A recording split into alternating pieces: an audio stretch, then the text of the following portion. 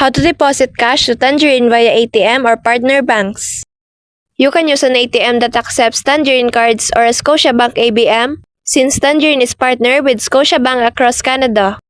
Begin by inserting your Tangerine debit card into the machine and entering your PIN. From the menu, select the deposit option and choose the account where you want the money to go, such as your checking or savings account. When prompted, place your cash directly into the deposit slot, as most Scotiabank ABMs don't require an envelope.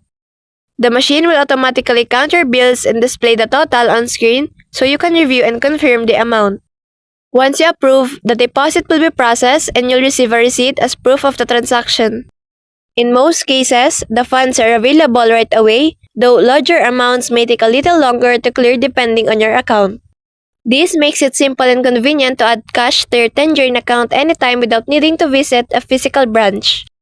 So that's all for this video. I hope this helps. Thank you.